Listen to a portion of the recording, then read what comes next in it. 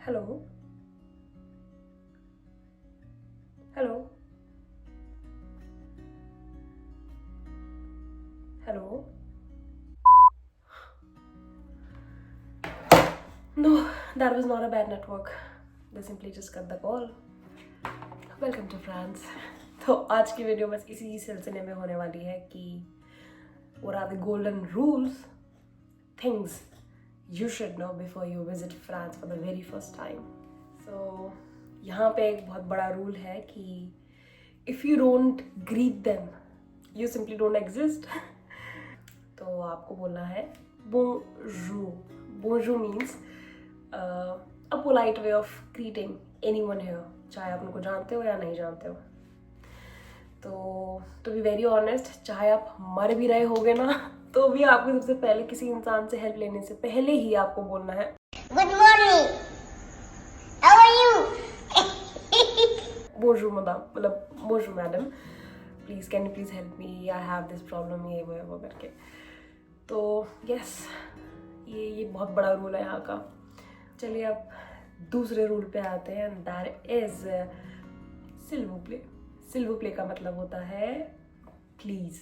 जैसे अगर आप पूछ रहे हो कि please can I have this one while you are ordering something, तो हर सेंटेंस के बाद आपको s'il vous plaît लगाना ही पड़ेगा।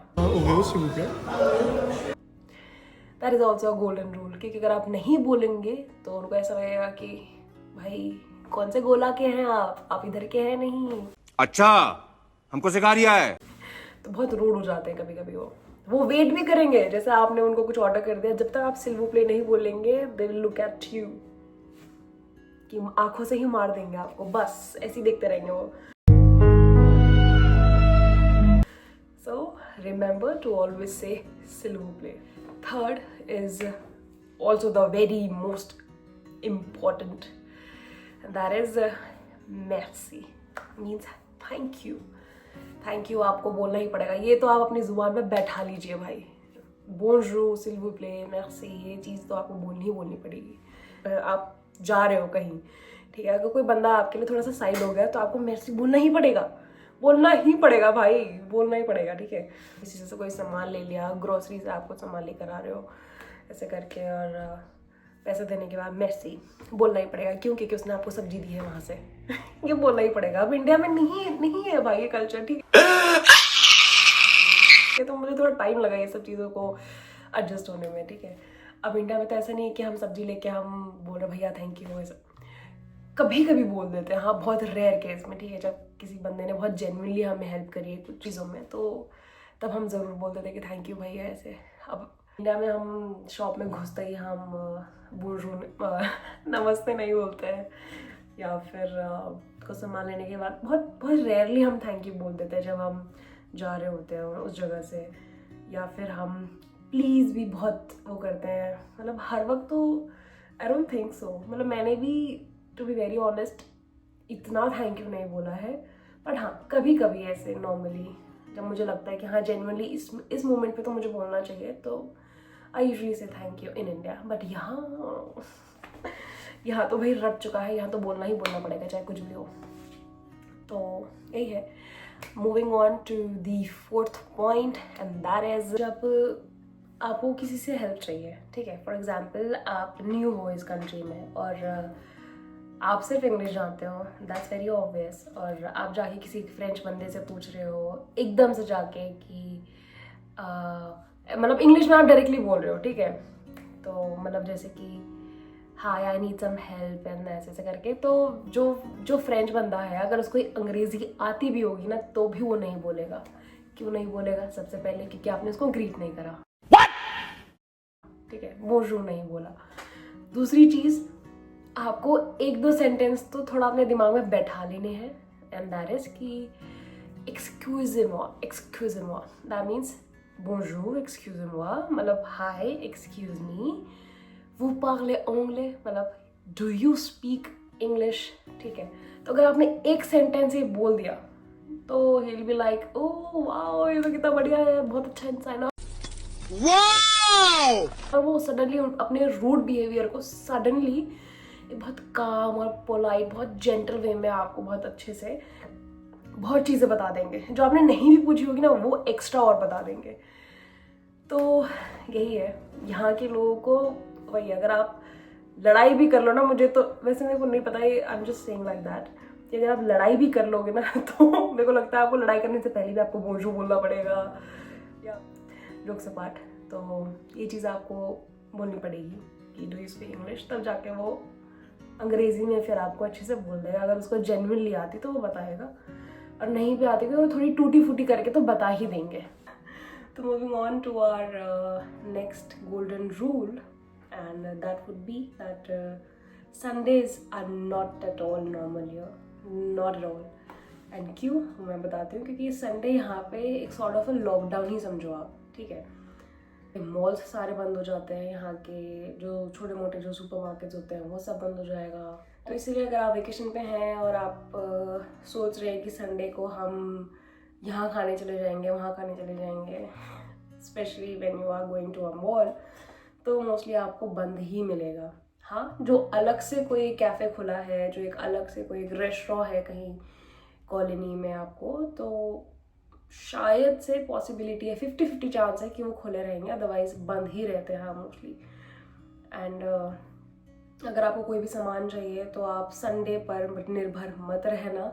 जो भी आपको सामान लेना है, अगर होटल वाले प्रोवाइड कर रहे हैं तो ओके, इफ नॉट तो आपको संडे से पहले ही मंडे टू सैटरडे कभी भी आप जाके सामान ले आओ मॉल से, ताकि आपका संडे बेकार ना जाए और आपको कुछ खाने के लिए ना मिले एक्सेप्ट ब्रेड, क्योंकि बेकरीज यहाँ खुली रहती है बाकी सब बंद रहेगा।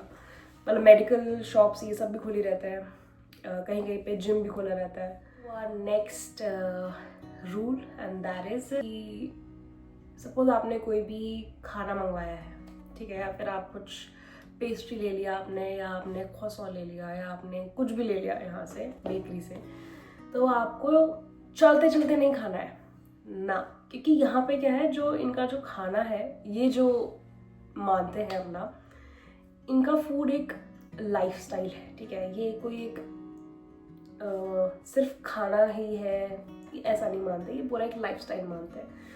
तो ये इन्होंने कॉफ़ी ले ली, ब्रेड ले लिया, पेस्ट्री ली, जो भी इन्होंने ऑर्डर किया, वो आराम से बैठ के कामली उसको एंजॉय करेंगे, खाएंगे, व्यू देखेंगे, बातें करेंगे दे आर विद फ्रेंड्स, फिर वो जाएंगे अपने काम पे या फिर जहाँ भी वो जा रहे हैं etcetera. Walking is simply normal, बहुत नॉर्मल है। जैसे मेरी अगर आपने पहली वाली वीडियोस देखी हैं तो आपको पता चल गया होगा कि हम ज़्यादा सिर्फ चलते ही रहते हैं, कहीं भी जाना है हम चल चल के जा रहे हैं बस, क्योंकि यहाँ पे वॉकिंग ही इनका नेचर है, ठीक है। हाँ, यहाँ पे ऐसा नहीं कि गाड़ी वगैरह कोई नहीं चलाता, चलाते हैं, बट वही इनको बहुत दूर तक ट्रैवल करना है। यहाँ पे ये एक बहुत सिंपल सा रूल है जो फ्रेंचीज बहुत फॉलो करते हैं। ओके, तो अब हम लास्ट रूल पे आते हैं, और वो है कि जैसे आपको वीज़ा परमिट चाहिए या कोई भी गवर्नमेंट रिलेटेड कोई भी पेपर वर्क चाहिए या कुछ भी काम आपको करवाना है यहाँ पे, तो government, specially French government, will test your soul, ठीक है। They will test your patience and everything, क्योंकि बहुत टाइम लगाते हैं सारा काम करने में, ठीक है। एंड ऑल्सो वो बस चाहते हैं कि आपके पास जो डॉक्यूमेंट्स हैं वो अलग अलग फॉर्म में होने चाहिए, ठीक है। फ़ोटोकॉपीज़ होनी चाहिए उनकी, ओरिजिनल भी होनी चाहिए, और ब्लैक एंड वाइट होनी चाहिए, कलरफुल भी होनी चाहिए, उसके साथ आपके पास पासपोर्ट होनी चाहिए, पासपोर्ट की कॉपीज़ होनी चाहिए एक्सेट्रा। और मतलब है ऐसा, तो पेपर वर्क बहुत जल्दी नहीं होता है और इनका बहुत टाइम लग जाता है यहाँ पे। तो ये तो खैर लीस्ट इम्पॉर्टेंट वाला रूल है। अगर आप बहुत टाइम तक आप कुछ अपने करियर से रिलेटेड या फिर आप वैसे शादी करके आ रहे हैं, उस काम के लिए थोड़ा यहाँ टाइम लगेगा। अदरवाइज वेकेशंस के लिए आपको ये लास्ट रूल पे इतना कुछ ध्यान देने की ज़रूरत नहीं है। बाकी के जो फर्स्ट 4 to 5 रूल्स हैं, they are must to know when you visit France for the very first time, और मे बी आप दूसरी तीसरी बार भी आ रहे हो तब भी आपको ये रूल फॉलो करना ही पड़ेगा जब आप आ रहे हो यहाँ पे। और मुझे लगता है ये सिर्फ फ्रांस का नहीं है, ये rules I guess all over the Europe, all over the world, सब जगह होना चाहिए। हमें आदत होनी चाहिए कि हम किसी को सबसे पहले ग्रीट करें, उसका दिन भी अच्छा बन जाता है ना, ठीक है।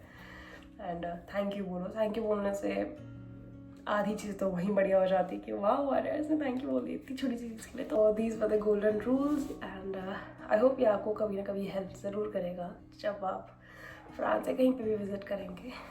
And if you like this video, do like, share, comment and subscribe to my channel if you are new here.